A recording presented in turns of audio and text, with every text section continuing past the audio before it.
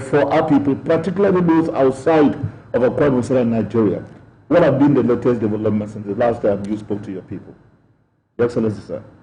Good evening, Akwa Ibomites in Nigeria and in the diaspora. For those in America, good morning to you, or depending on which part of America you are. I want to believe, no matter the area you are in America, it's still good morning. The closest you would have come to us would have been like 11 a.m. Let me also say good evening to those, especially in central part of Europe. And first of all, before I say anything for today, I want to express our heartfelt condolences to those who have lost their lives through this terrible pandemic in Nigeria. It doesn't matter where they come from, as far as they are Nigerians. I mean, we share the same burden with those families at this point in time.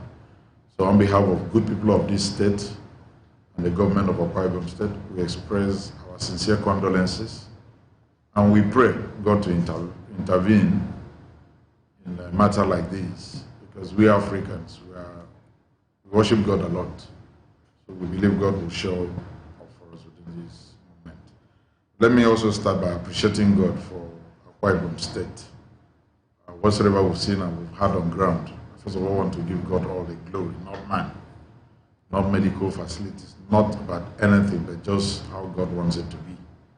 Our prayer is, God says His mercy endureth forever. God will continue to show us mercy as a people, irrespective of people who say all kinds of things that they do not understand. God should not judge us based on that. Let His mercy overshadow and triumph over all things we've done that is not in tune with what God would have wanted to hear at this moment. I sit on behalf of the entire citizens of this state and ask God for mercy. And God should continue to protect us, because actually, with some of the predictions in Africa, we were thinking by now that this thing will be on its way out. But the curve has been a little bit zigzag. Today, the curve comes down, next day the curve is high again.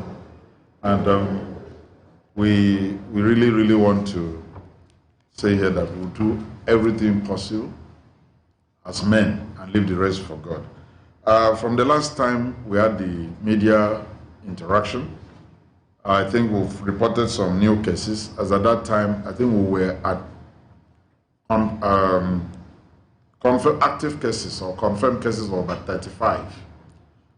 And by today, we are so far confirmed cases 48.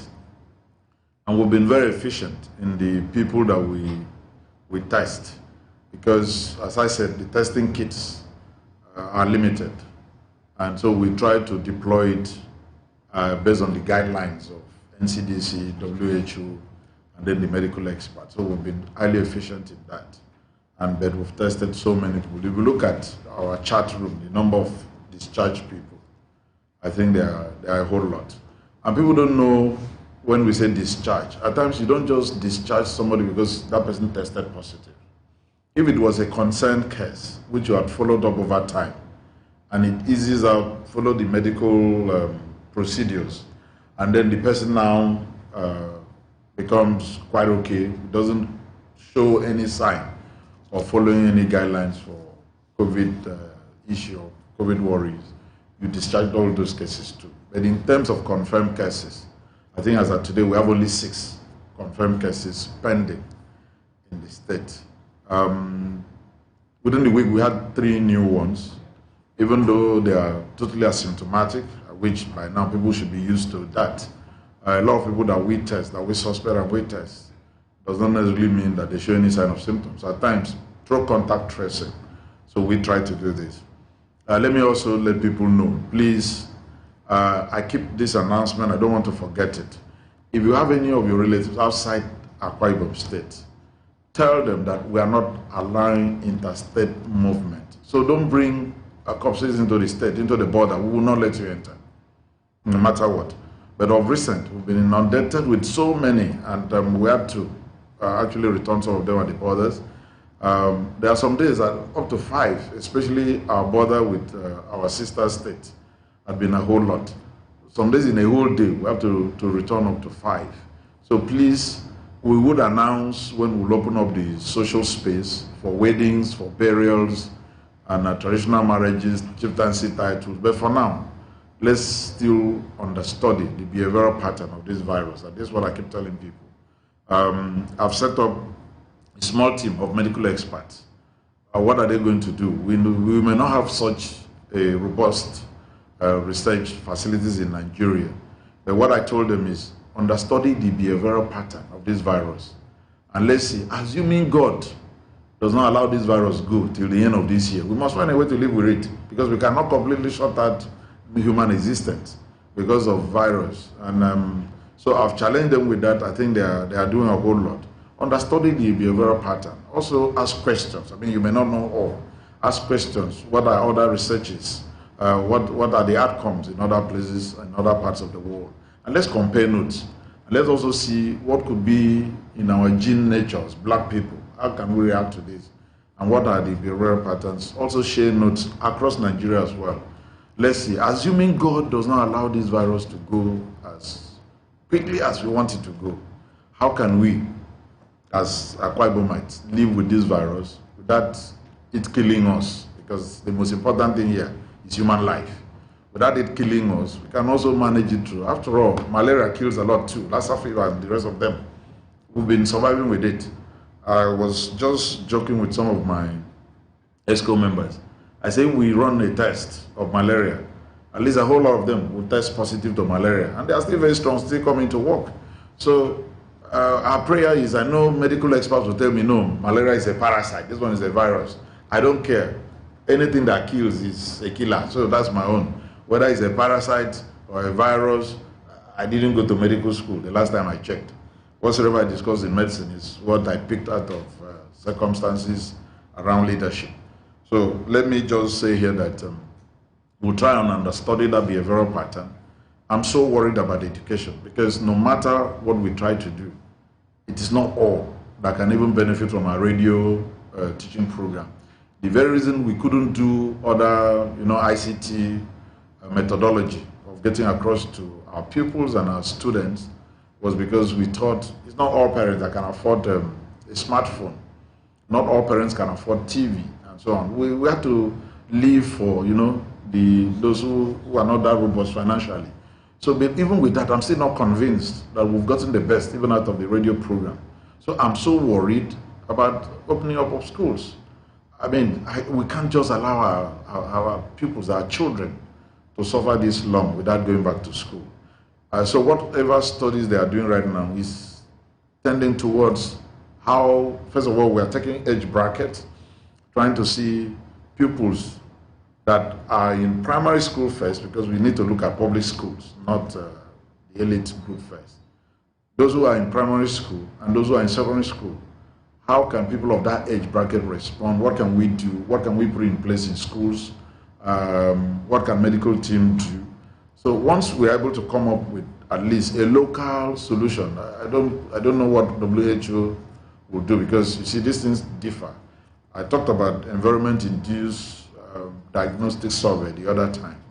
Our environment could carry something completely different from Europe and America. So once we can localize how we can actually have a solution to see how we can open up schools, I am in a haste.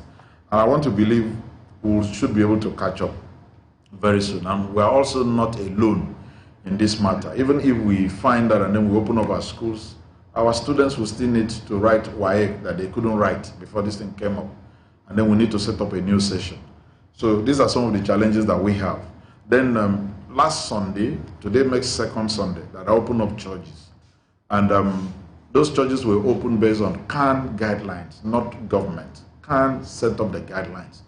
Government is to monitor that they follow up the guidelines that they set up. And I challenge CAN. I say if we can even do 95% of what you said you will do as Christians, that I'll be fine.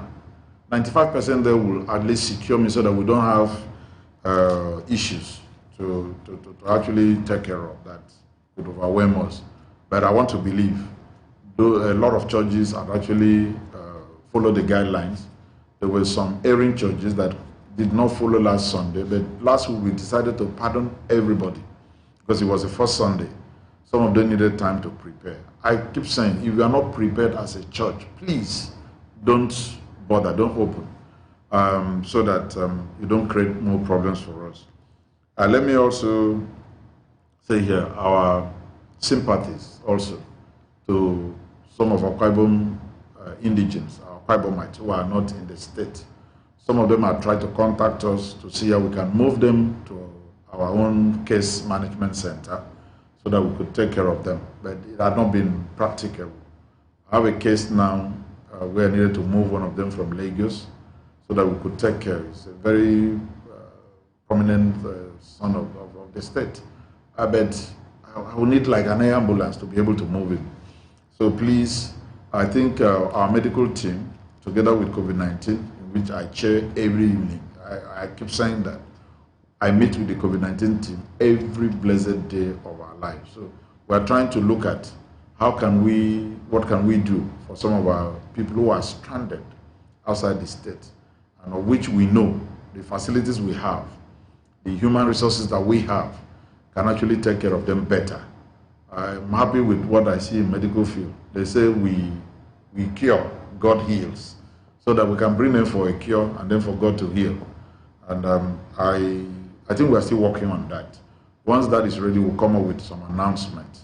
But if they are quite close by, I know one or two interventions we've made in one or two neighboring states that we had, one or two of our indigents that were in a critical condition under this same thing. We had to take the risk, but with full protection of the experts. And then we brought in the people, we got them treated, and they went back healthy. Which shows, number one, God has been with us all through, and He will all continue to be with us. Number two, that we've done one or two things that can also make them a little bit comfortable. You know, one thing with psychology of a patient, at times the condition, bedside manners, facilities, can give him hope, rather than the reverse of that, or the converse of that. So please, I think we'll soon come up with that. We are under a bit of pressure from Akwa Ibomites who are not in Akwa Ibom State right now, who are not resident here, on how we can also try to help to bring them here so that we can assist in case management. So I would advise that they still hold on. Let's work at something that we can be able to handle.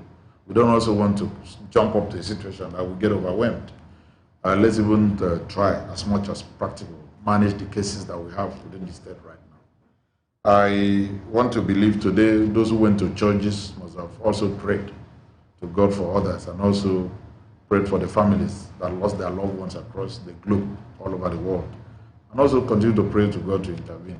I'm yet to get the report on the level of compliances today. Once I get that report, I think we'll know what to do. But trust that being the second Sunday, those who did not comply, we will not let them go like that. I think within the week, I've had some questions too. People talked about the palliative, the bonded warehouse rice we received from the federal government. Because of the level of accusations of some people,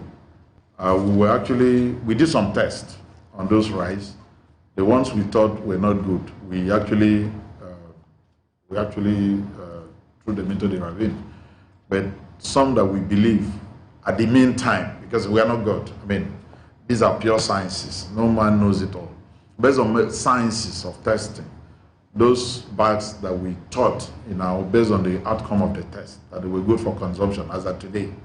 Because of the way our people talk, pressure, I don't know how people could think that we could collect rice from federal government and then refuse to share. It was in the interest of everybody. I said, look, let's do more tests on this thing to know that it's good for human consumption.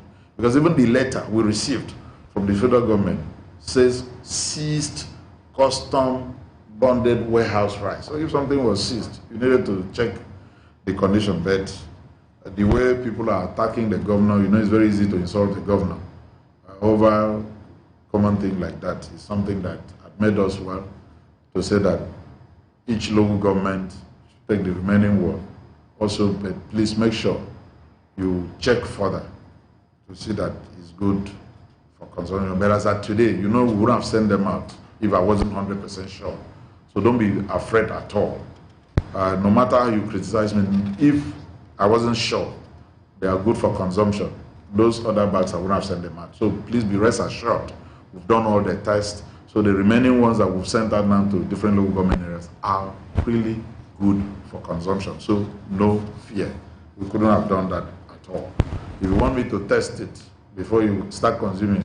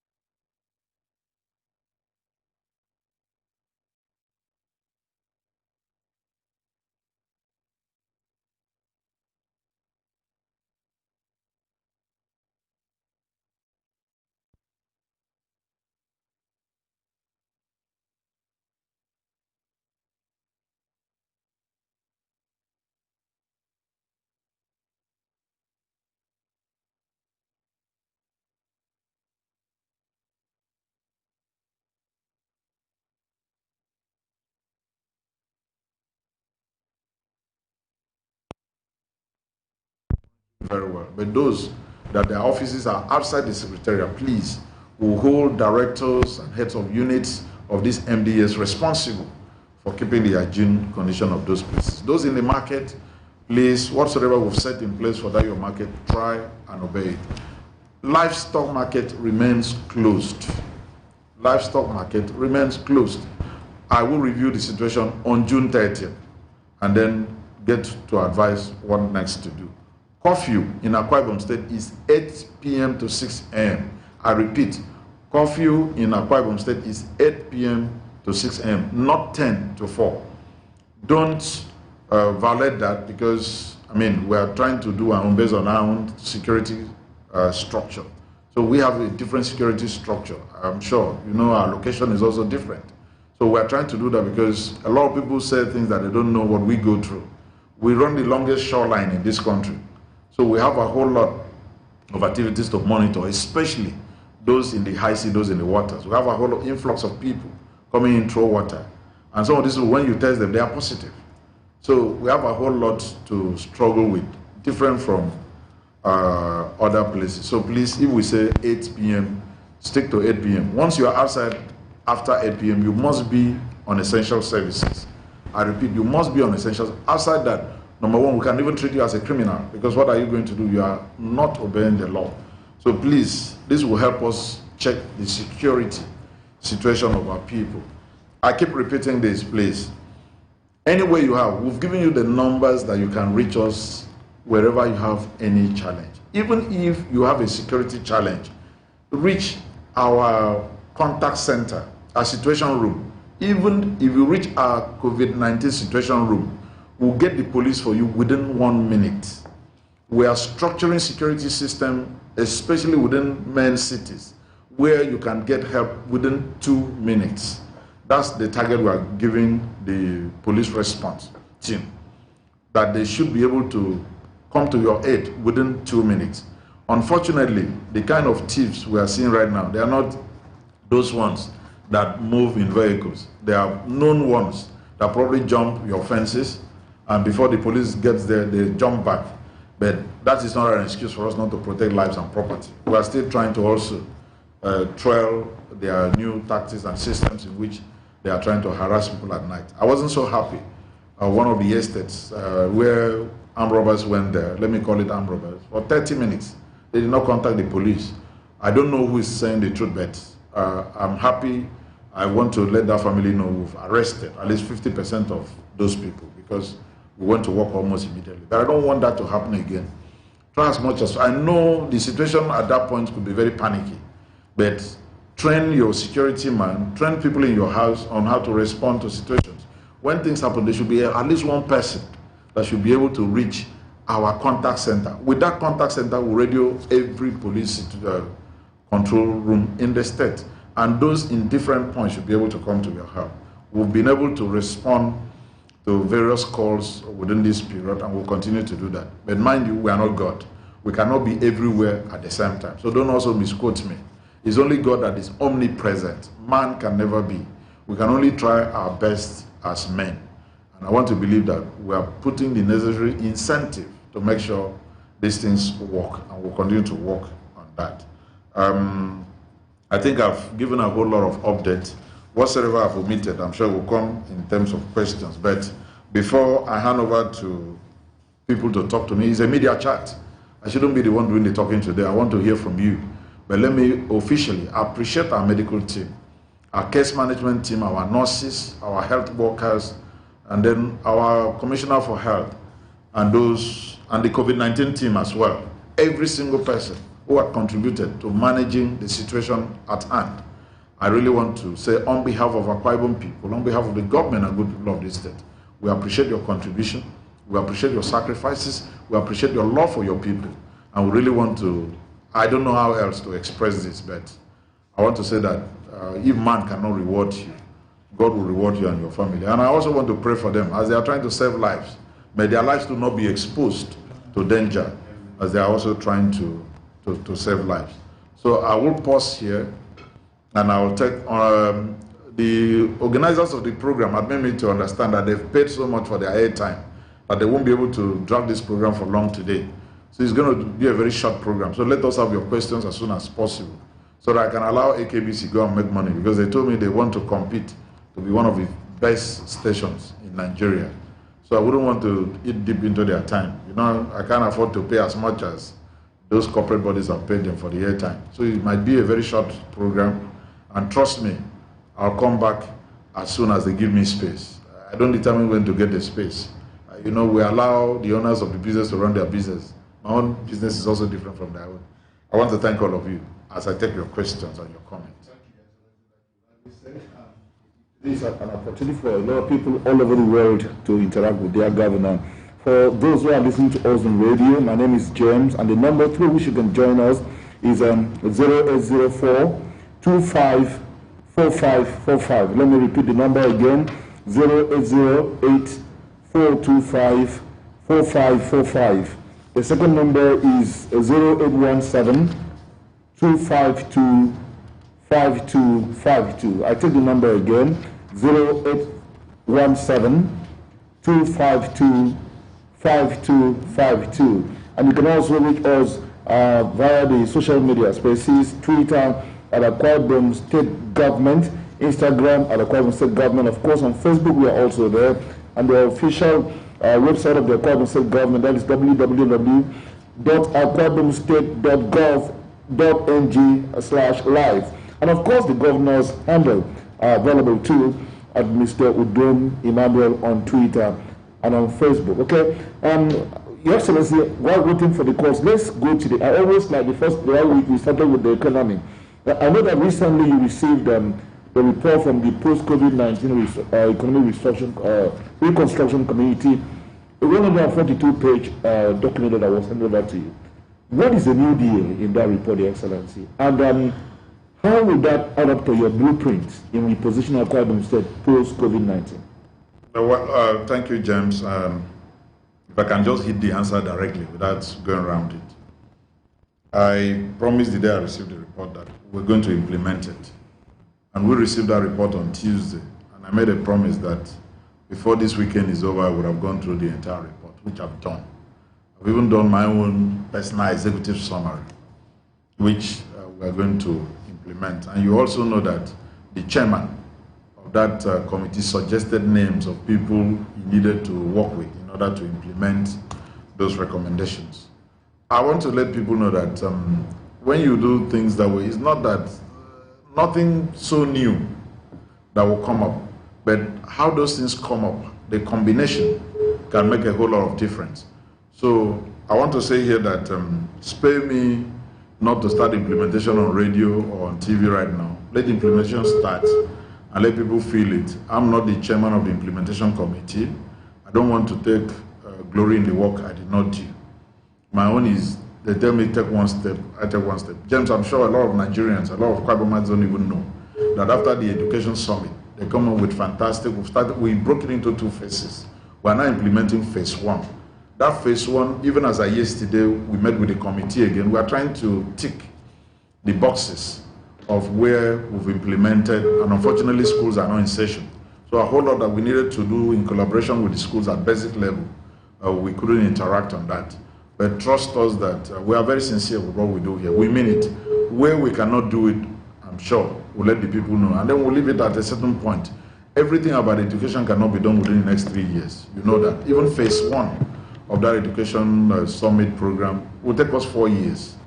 And we'll get it up to year 3.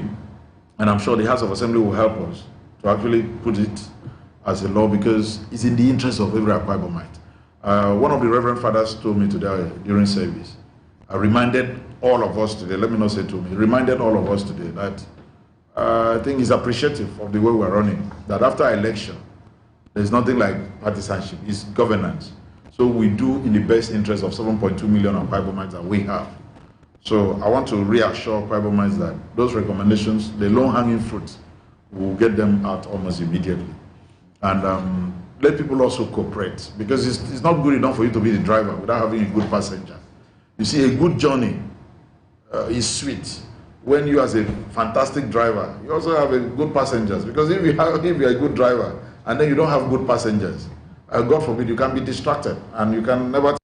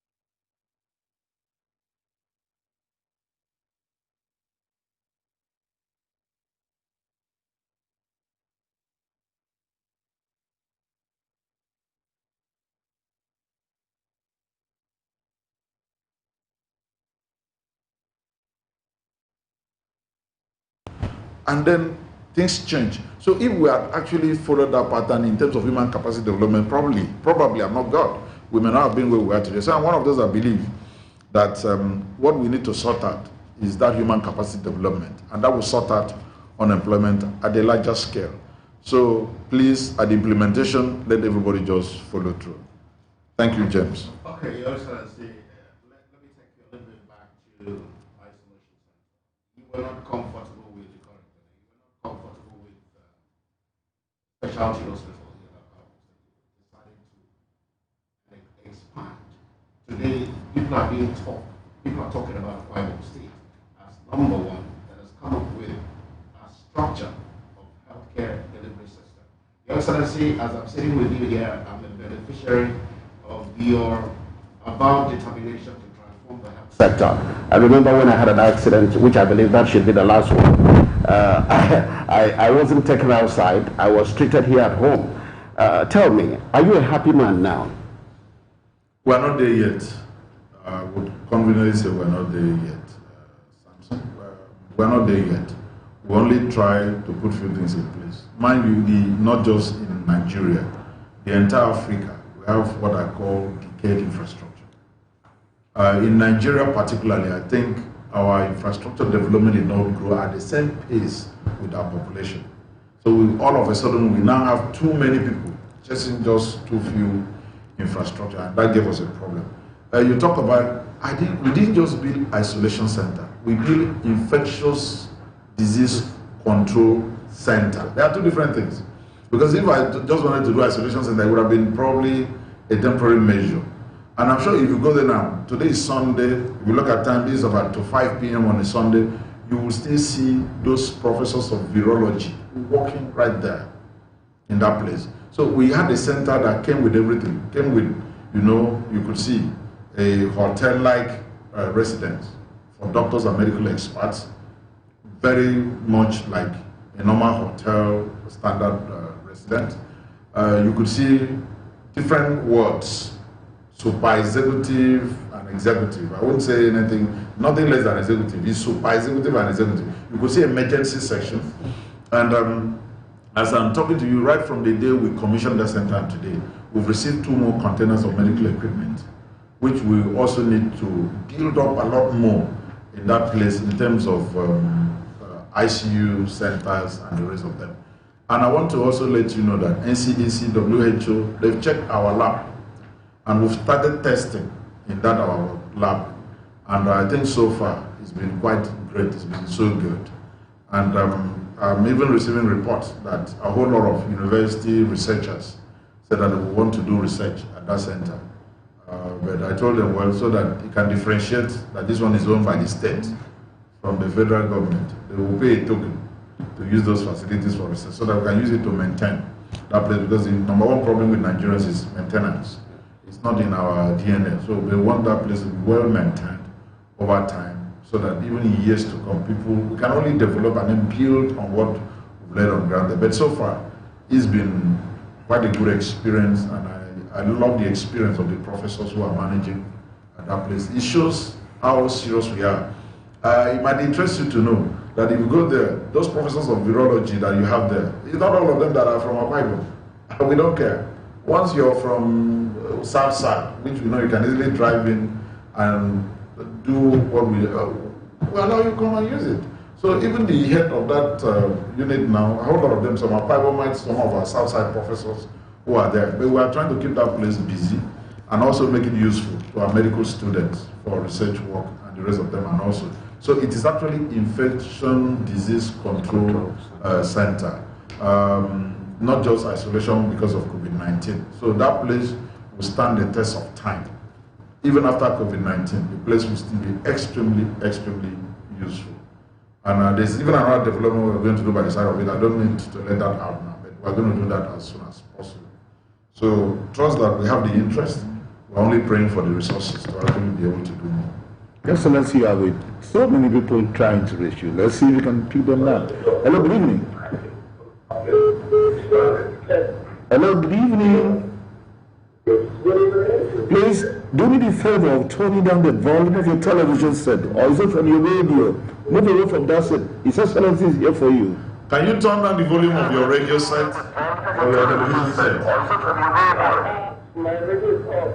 Okay. Okay. Can you ask us your question? Your name, first of all, and then where you're calling from. My name is Aditi Pastor. I'm calling from Udom. Okay. Your question. My question is that some of us lost loved ones the way before COVID-19, as far back as March. And we would love to bury our loved ones. Can people that did not die out of COVID be allowed to bury their loved ones?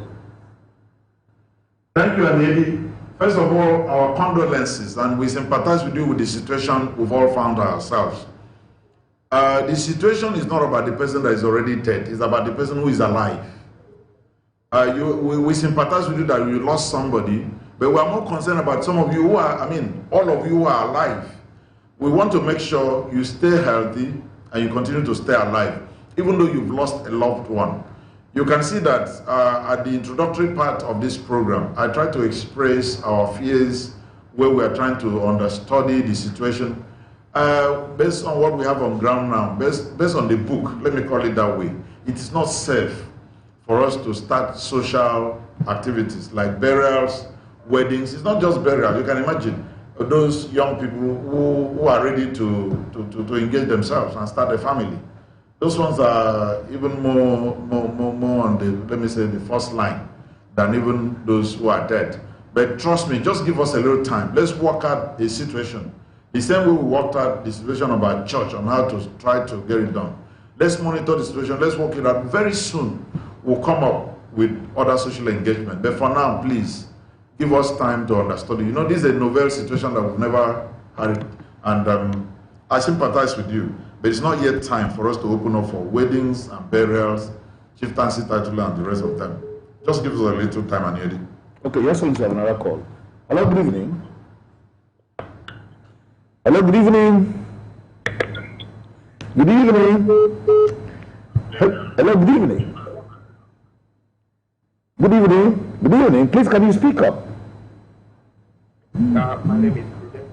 Your name is My name is Prudence. I'm calling from Port Harcourt. Prudence from Port Harcourt. Your Excellency is here face to face with you. Yes, I can see the Excellency on the phone already. You are seeing on your phone. Thank you. Okay, thank you very much, Excellency. I agree with you so much for the good work you are doing in Akwa Ibom State. My question: what is the necessary measure the government has taken now? I know you are working very well to put the business back to the track, because right now business is already going down. Second, when can we be able to open that state for business to go to Akwa Ibom State as it used to be?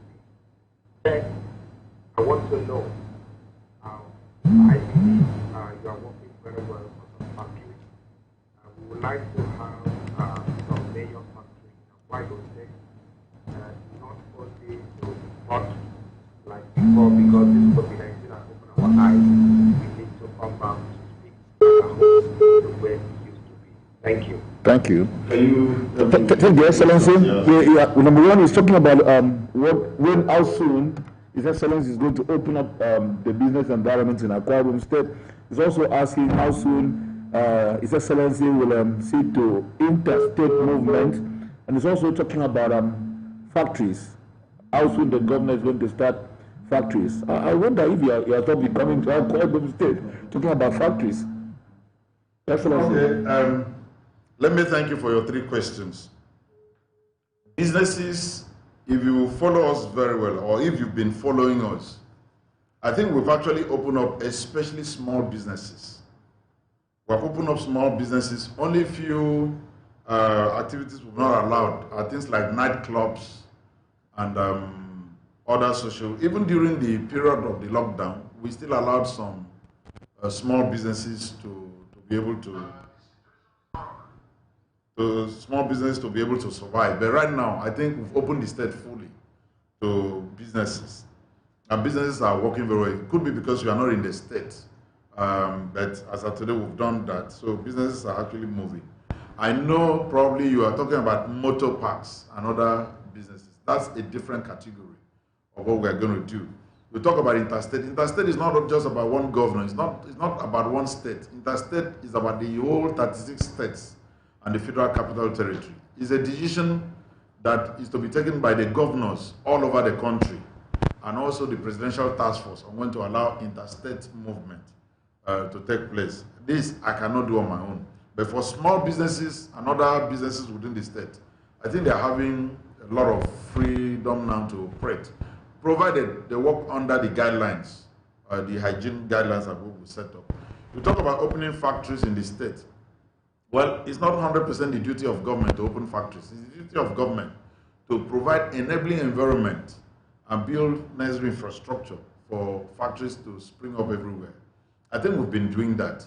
You can hear how much we are so aggressive on power, even though we are frustrated by Port Harcourt Electricity Distribution Company. Our problem right now is the distribution. There's no single day we don't generate at least 115 megawatts of electricity. So transmission is in the hands of the federal government. Distribution was found out to Port Harcourt Electricity Distribution Company, and they are frustrating us. I have enough electricity that Akwa Ibomites could enjoy minimum of 21 hours, minimum, round the clock every day, 21/7. But unfortunately, our distribution company is not helping us at all, because they're supposed to take the power and then give to the people. They complain about people not paying the bills, even though I still provide the basic infrastructure like transformers, cables, poles. I mean, these are things you don't even have in a lot of cosmopolitan cities. But because, I mean, we have to look for a way to help our people to have access to power, we are doing this. And I've also announced this to the outside world, that within the kilometer radius where we can actually help you, that factories that come in within that kilometer radius, that will give you power 24/7. Because right now we have excess. Out of 115 that we generate, federal government is only taking 55. And then the transmission line cannot take more than 55. I built a Akwa substation that the Vice President commissioned so that we can drop 35 there. The 35 we drop there is only about 6 factories that are using that now. So if you want to set up anything around that area, please let us know. We can help you with other infrastructure. But also be aware that government is also planning to make some infrastructure available.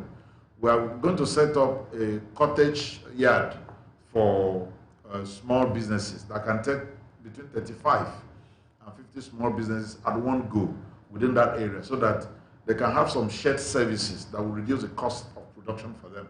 So in this case, we can conveniently tell them that we'll give them electricity 24/7. As far as our Ibom Power generates, you get it. Then we can do a backup from the national grid for you so that at least, even though we still advise that since we have a gas turbine passing through that area, you can also, a gas pipeline, passing through that area, you can also tap gas and then look for a turbine and still give the second backup of what we want to do. I think these are things we planned even as of January this year. I would not say COVID-19 had actually delayed us, but it's not enough excuse. I don't want to hang every excuse on COVID-19, but I'm sure we'll gain more time to get this actualized. So I think I've answered 3 of your questions. For 30 minutes, you are being followed globally. Your citizens all over the world have followed you. 64,241 are following you. And maybe I should take a question from the social space. Udom Emmanuel, I think he should be in the UK, either the UK or the US, says the governor has done a lot. And the governor has a lot at his disposal. Outside of Nigeria, there are millions of educated outside Nigeria, well-resourced and intelligent, and are ready to help. The problem is, how can they contact the Akwa Ibom State government? The numbers are not available. And we want to send emails and all that. How do we get to contribute? Akwa Ibom in the Diaspora. Well, let me thank him for indicating interest. What's his name again? Udom Emmanuel. Let me thank you, Udom Emmanuel, wherever you are, either Europe or America. I'm surprised to hear that the numbers are not available because our information ministry had actually thrown this open over and over again. Others have been communicating with us. So please, once you get back to our site, our website, I think you have a way you can easily communicate with us and trust us. We'll take those things in. I heard about these people in diaspora trying to help. I want to really appreciate help from anybody, suggestions, and even the people on the economic reconstruction team acknowledge that too, that they got a lot of memoranda from our citizens outside Nigeria. So we welcome that. But at the same time, I know a whole lot too have been sending me CVs, asking for commissioner position and the rest of them. Unfortunately, I have a limited number of people I can give appointment in the cabinet. But if there is vacancy based on your qualification, as long as you are an Akwa Ibom, we don't care wherever you reside. We'll pick people across, anywhere, everywhere, as far as you have the capacity and then you're willing to help, because the attitude is what will help us here, and the capacity. So it doesn't matter where you are resident, anywhere you are, we'll pick people from anywhere to come and work with us. In fact, right now, I think there is one of them in the United States have offered appointment to come and help in planning. So, but because of the lockdown, he couldn't travel back to come and take up his appointment. I gave him senior special assistant to the governor on planning and research. So he's coming back very soon to also join us and contribute his quota. So please, if you know you have a lot to offer, contact us. We'll try and make sure we harness all these resources and then make use of it for the state. So we don't discriminate where you're resident, as far as you're an Akwa Ibom. At times too, we even go beyond Akwa Ibom. The economic reconstruction team pick people from everywhere. Everywhere, wherever you come from.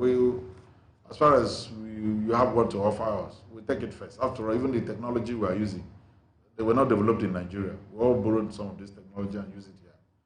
So please make use of the facilities that we have. Thank you. Okay, Your Excellency, let me take you back to power sector. You've invested so much in that sector, and federal government and PHED are the one in charge of distribution. your vowed determination to give Akwa Ibom people at least 21 power supply every day. Is it going to be possible? 2021. I think by the end of 2021, we said by December 31st, 2021, we should do power for all. We commenced that in earnest. Where did we start from? First of all, we looked at all gazetted villages in the states. Look at those who are linked to national grid and those who are not linked to national grid. So we have that document in us. The Ministry of Rural Development is also taking some to even make sure they are linked first with national. You see, these things are in phases. There are 3 phases of it all. First of all, link these people first to the national grid. That's number one. Number two, look at the generation, which we've, by the grace of God, I think we've done that very well. The transmission company of Nigeria promised us that if we can grant them right of way, they can help us build another substation, similar to what I did in Oron. So with that now, we'll be able to have enveloped the entire state. You know, we have one in Ikorekbene. We have one in Ekem right now. We need one also in Oron. If you look at a geographical structure of the state, you see with that, and you know, we've already had old one in Itu, and then Afarope. So by the time you look at these major substations that we have, by the time they handshake each other, we would have enveloped the whole state. So in that case, we would have covered. So when you say, and you look at one of the pillars of Adakada philosophy, is that once the passion is right, nothing is impossible. So when you are asking, is this possible? It's very possible, 100% possible. Others who achieve it, they don't have 2 heads. Other states, other countries that achieve it, they don't have 2 heads. And these are people, they've never beaten us so much, black people, in classrooms. Probably they may have a better exposure to facilities and amenities and infrastructure than us. But to God-given talent and ability for us to think and create ideas, I think they are not that bad. So we'll make use of what we have to get what we want. That's what I'm looking at here. As of today, generation, we've done so well. I said so. In fact, we even want to create more redundancy because we're in talks with General Electric so that at least a second new train could be routing. I mean, it could be running very well. And let's build redundancies around even the trains that we have right now, hoping that TCN will keep to their promise with us, and then federal government should do something about these firmed out distribution companies. They are not helping us at all. There could be a major blockade to achieving this, not only in Akwa Ibom, I think all over. And I also want to say here that even in the Nigerian Governors Forum, we have a committee who are also reviewing this. Same thing with National Economic Council. But as that is going on side by side, we still need to see what we can do for our own people. So we're starting with the rural development of linking up each of these villages that were not linked to national grid. Once we achieve that 100%, then the phase 2 will be a bit easier. We believe that phase 2, TCN will handshake us. And then the federal government will also help us. We wouldn't want to go with the PHEDC again, no, not at all. We are ripe to have our distribution company where we can now also mount our facilities. After all, PHEDC have never bought one transformer for Akwa Ibom. They've never bought 1 meter cable. Neither have they ever brought 1 pole here. So why are they collecting the revenue on all the facilities that are put in place? I bought all the assets which we put in place. They are only collecting the revenue. Even on collecting the revenue, take the power when you're given. They refuse to take power. Even when they drop the power in Afarobe, they don't take it. So it's frustrating. I don't know why it's that clumsy. So a convoluted transaction dynamics cannot help in power. So we need to probably break it and make it a lot simpler and, so that we can move forward. So it's quite possible. We hope to achieve it because that's why we set up the target. We hope to achieve it. So by 31st December 2021, I believe we should be able to say yes, power for all. And everyone should be happy for it. Well, good evening. Hello, good evening. Hello. Good evening. Can you speak up, please? My name is Patience Sunday. I'm calling from Mexico. Welcome to the program, Patience. His Excellency, your governor is here. Okay, I want to talk to him. I want to first of all let me greet my Excellency for all he has done very well in our state, Akwa Ibom State. Please, my Excellency, I have a physical challenge present because of this 2 to 3 months lockdown that we are in this COVID-19. I have my business. I my shop seller, please. but I have a rundown of my financial career, please. My Excellency, please. So do support me. I'm a physical blind person, please. Please, let me life of my business, please. That is my contact line, please. Patience, what kind of business do you engage in? Hello, Patience? What do you do for a living, Patience? Patience from the bank from Mexico. What do you do for a living so that we know? You see, we need to know what you do for us to be able to help you. So what do you do? Patience, are you there? Yes, I'm here. His Excellency is asking you the kind of business you do, so and that we can help you. So he can help you. I sell a provision shop, drinks and good stuff, and cosmetics. So where do you have the challenge now? My shop is on front of my compound.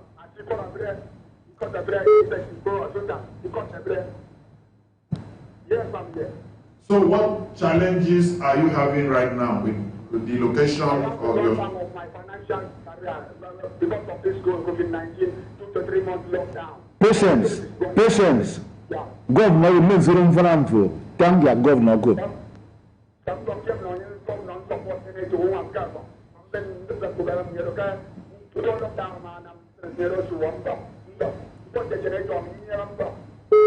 Okay, Patience, we can hear you.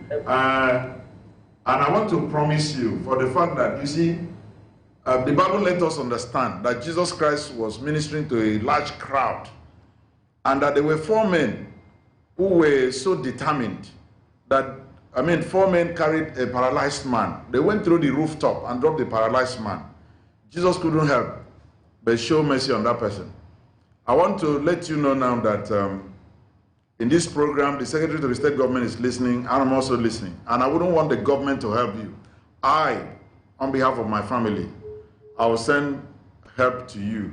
You say you need generating set and so on. So the DG of AKBC will locate you and then will give you the sum of 3 million naira to help your business immediately, Patience, since you've reached out to the governor. So you let us have your phone number. His name is Patience. He's disabled his sight. And Your Excellency, if you go to the village, we will go to trace it. Yeah, sure. Thank you, Excellency. Your Excellency, there's this other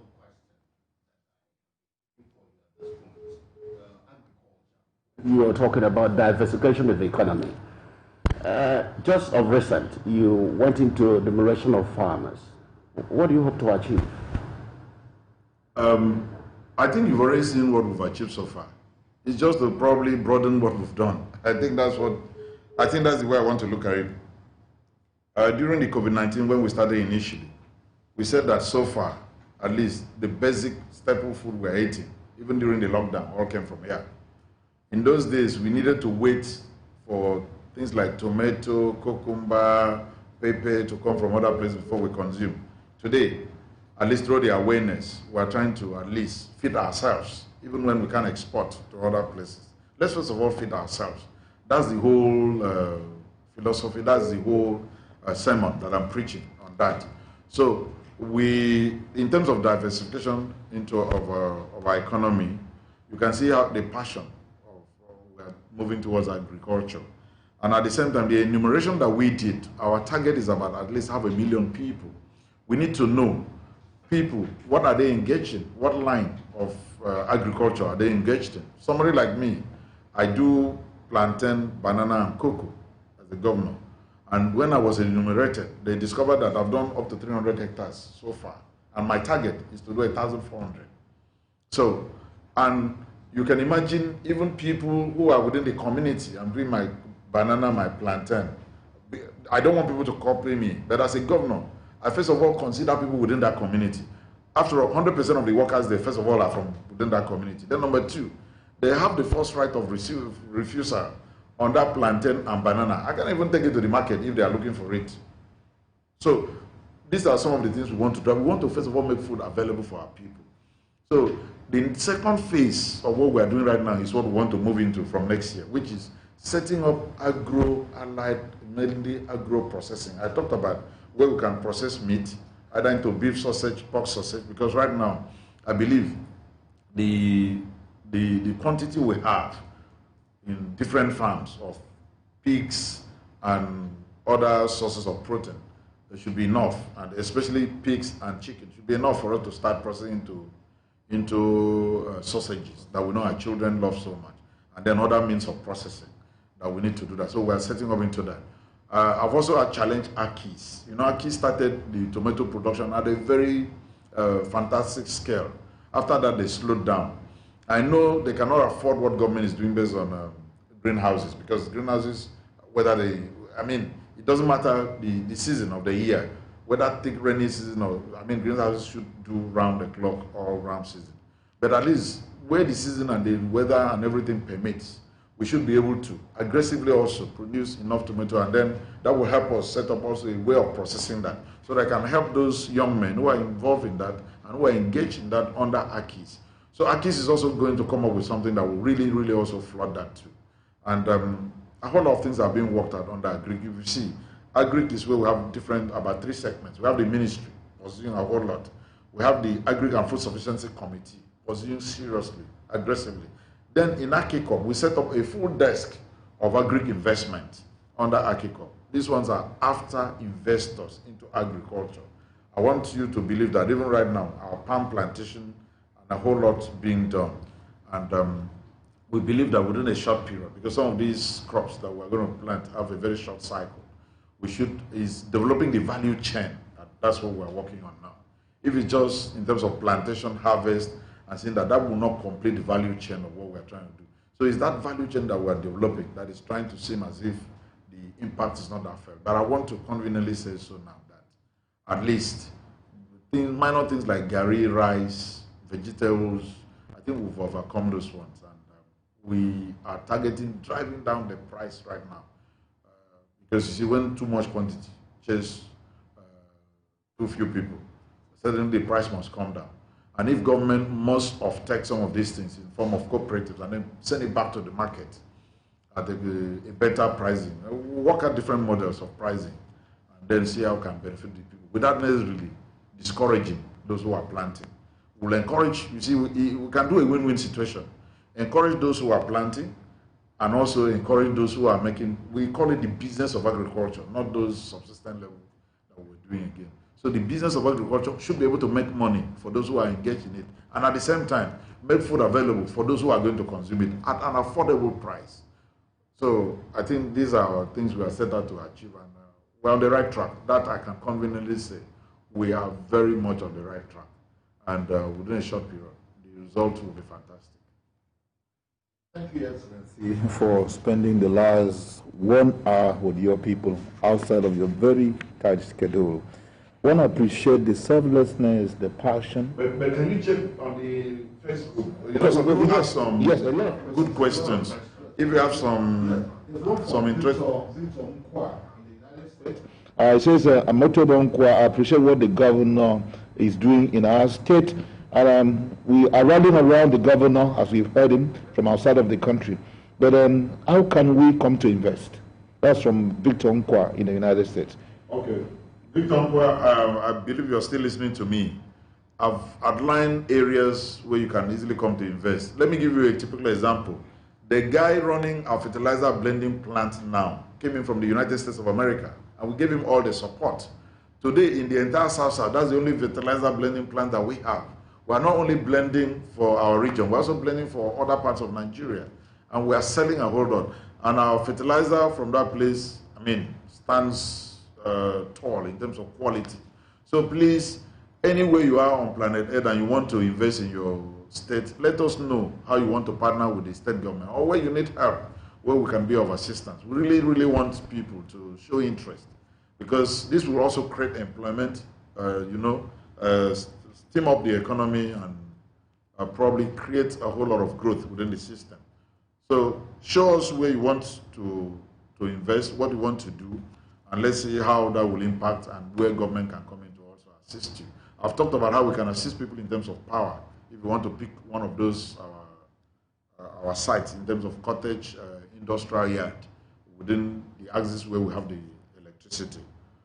Can you take just one more question? He said, His Excellency, due to the pandemic, a lot of small businesses has been affected. If loans can be granted, it will really help business owners and also help the economy of the state. And we will sure pay back. Thank you in advance. God bless Akwa Ibom State. I think this issue of loans comes up every time I'm on this program. Government does not have inexhaustible finances. State government is also looking up to even see where they too can get money in order to execute some of these programs. So, but the little that we've pushed out, I know we've done a lot in terms of traders loans, and right now we've set up a microfinance bank, which we are going to push some. We've already done a lot within the first quarter of this year. That was the peak of the planting for this part of the country. We push a lot through Ministry of Agri loan scheme to farmers. A lot of farmers have obtained those loans, and we want to formalize it with the microfinance bank. You know, we set up a microfinance bank that is, I think they commence operation June 1. We want to see how we can fully capitalize that place, and also call for investors there too, so that they can run a full microfinance bank that can help basically 100% agri, nothing except agri. So that could also help a whole lot. We may not be able to give loans to every single citizen. We don't have such facilities right now. But if we were to have, probably would have been able to help. But since we don't have, we have to see how we can allocate the scarce resource that we have in a very, very rational manner. So please, if it does not reach you now, it could be in the next cycle or so it will reach you, because we can't reach everybody at the same time. So many, I wonder if you can tell us, Fabian on both. This one is business, and governor likes business. No, this one is Daniel Dan. He said, good evening, Your Excellency. Please, is the Infectious Disease Control Center open for commercial purposes? That means admitting patients from other states while they pay for the services. No. The answer there is no for now. We are not running it that way. These things are in stages, are in phases. We are now concentrating on COVID-19 at that center. So let's finish, or let's flatten the curve on COVID-19 before we start going to other areas. If we want to do everything at the same time, we'll collapse that center. So please note it. Let me repeat it. It is for, as of today, it's mainly for COVID-19. Once we flatten the curve, we'll be able to get into other infectious diseases. If it's something like Lassa fever, we'll send you to Ikot-Ekpene. So we've designated some of these centers. Lassa fever is 100% at Ikot-Ekpene, infectious disease control center in Ikot-Ekpene. But for Itumba, it's 100% COVID-19. For specialist hospital, 100% for COVID-19, until we flatten the curve and are able to only stem the spread of the pandemic. This one, I'd like to take this one finally. It's still about business. Fabian Obot, all the way from the UAE, United Arab Emirates, says, sir, I have the mind to invest in the coconut farm and business. Please, I need your advice. I think a lot of people are expressing interest in this coconut refinery. As of today, coconut plantation refinery is owned 100% by the government. So we've not privatized it yet. But if you have like grants, aids, and so on, for now, we wouldn't mind. Even if it's a form of a loan, we wouldn't mind, so that we can complete it. I said so the last time I was on this program, that the entire refinery is in the container right now at One. The lockdown has not allowed us to move those things. And even when we move them down, we need the experts to fly in from. I said so, it's a combined technology of about 4 or 5 countries. So we need the experts from 4 different countries minimum who will come and put the refinery in place then before we start running, and then train our people as well on how to run it. And I said so that the coconut refinery, after refining crude coconut oil, can also refine palm kernel oil without changing a pan. So it can do a whole lot. But please allow us complete everything, still 100% owned by the state government. Then we'll take the decision on privatization, and we'll make it public to all Akwa Ibomites who are willing to buy shares, so that we can now get it into the hands of the private sector to manage it well. Because it's going to be a cash cow for the state. Thank you, Excellency. I apologize to all those, particularly our friends from Akwa Ibom who've been following this program from the Diaspora. We promise you next we have the program, we'll bring you on. The likes of Queensley, AFM, Stella Timor from the UK, both medical practitioners are appreciating the governor. Thank you very much. We cannot take your questions for now. Your Excellency, we thank you for more than an hour. You found time to be here. Great, I said earlier, your selfless service, your simplicity, your commitment to this thing. Sometimes the way you do it, sometimes we watch on the background and see the risk you take in the COVID-19 fight. Sometimes you even forget the risk about this. We do hope His Excellency is also careful about his own personal security. That's very important, Your Excellency. We want to have you. His Excellency is very careful. I said so the other time, there is only me and Donald Trump that are allowed to speak like this without face mask, because the distancing is much more than what is prescribed. But let me, before I exit the program, let me thank all our Akwa Ibomites and then pray that God Almighty will continue to prosper and keep us wherever we are. The Bible says, whatsoever we do shall prosper.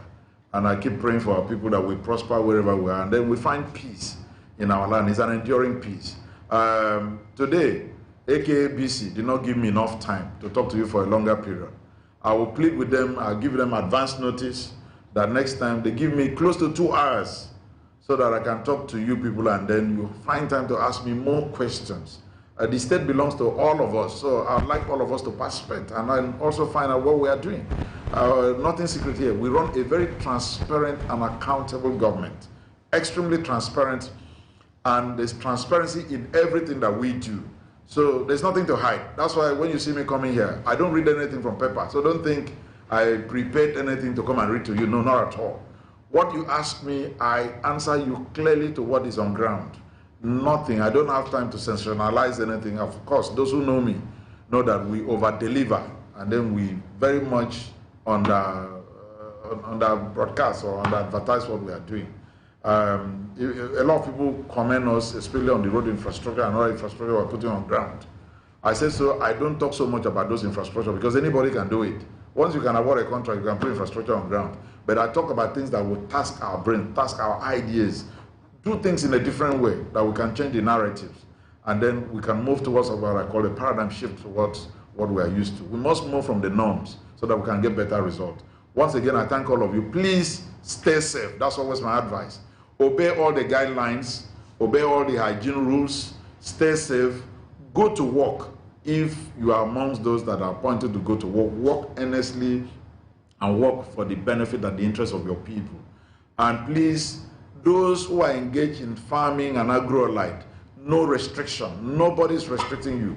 Go ahead. We are planting all around the year now. We have good weather, good soil, good everything that God has blessed us with. So there's nothing like farming season again. Farm every day. Agri must be on daily basis. So please, we are helping a lot of people with inputs.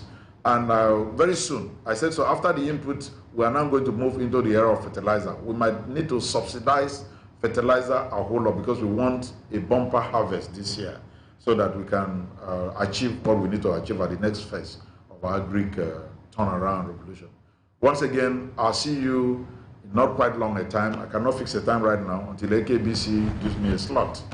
For those who join us, I want to thank you. For those that we were unable to take your questions, well, I want to say, please, next time, we'll be able to take you. Let me hand over you back to AKBC as I thank James, thank Samson, and I hope next time they won't fire me the kind of questions they have fired me today. Thank you and God bless you all.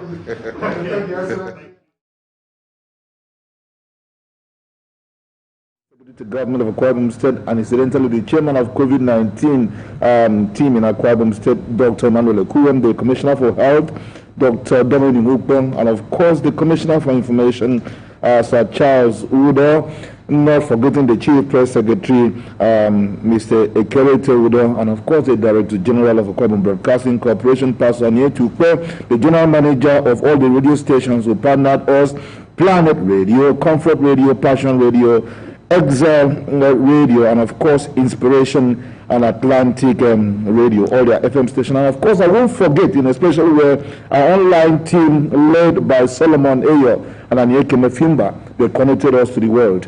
On behalf of Samson Akpan, my name is James Edith. I thank you for joining us on the program. We'll see you soon on another edition of The Governor Speaks. That will be season 4. Good evening. Stay safe.